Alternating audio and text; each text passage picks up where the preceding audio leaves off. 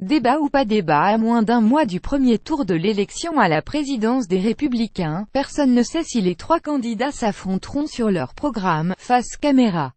Lieu, date, animateur, retransmission. L'organisation d'une joute télévisuelle semble de plus en plus impossible tant Laurent Wauquiez joue là. Et il agace ses deux adversaires, Florence Portelli et Maëlle de Caland, qui lui reprochent d'avoir peur. La réunion de mardi entre les trois représentants des candidats est restée en travers de la gorge des envoyés de Portelli et de Caland. Ils devaient y trancher les grandes lignes d'un éventuel débat, mais Geoffroy Didier a débarqué avec une ribambelle de conditions toutes plus dingues les unes que les autres, s'emporte un participant.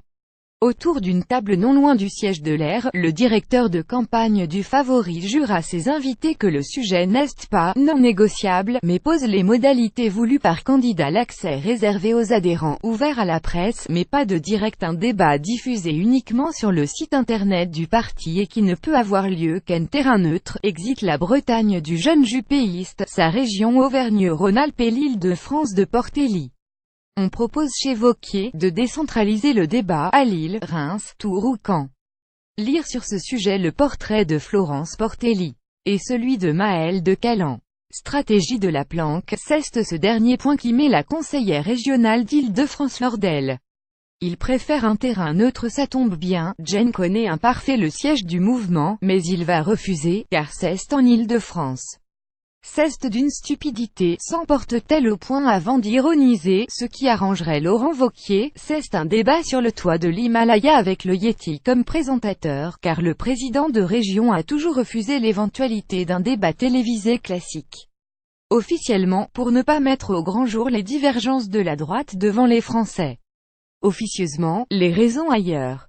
Un tel débat serait un tremplin médiatique trop important pour ses adversaires, moins populaires, à quelques jours d'un scrutin où la participation sera faible. Dans la tête du candidat, le risque de perdre est faible, mais celui de voir Caland et Portelli prendre quelques points de plus ne l'enchante pas.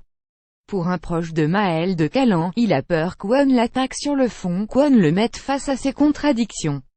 Même de cloche pour la maire de Taverny, pour qui Laurent Wauquiez poursuit une « stratégie de la planque ». On ne l'a pas vu pendant la présidentielle, on ne l'a pas vu pendant les législatives, il vient de refuser un débat avec Marine Le Pen. Il ne va quand même pas se planquer tout le temps. Ultime réunion des accusations que réfute Geoffroy Didier, Laurent ne refuse pas le débat, il le veut, mais pour les militants, traumatisés d'avoir perdu une élection imperdable et qui n'est animée que par l'unité et la reconstruction. S'il y a des divisions médiatisées, alors les militants resteront chez eux le jour du vote. Pour le vice-président du conseil régional francilien, chaque camp est sur la même longueur d'onde. Un seul point de désaccord reste à régler, on veut bien ouvrir le débat à la presse, mais sa seule retransmission se fera sur le site du mouvement.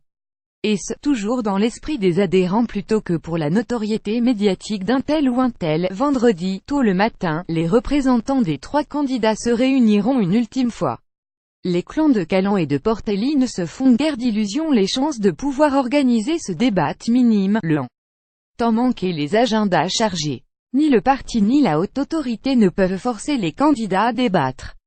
Et l'une des candidats de perdre patience, on ne va pas faire sans réunion, nous n'avons plus le temps.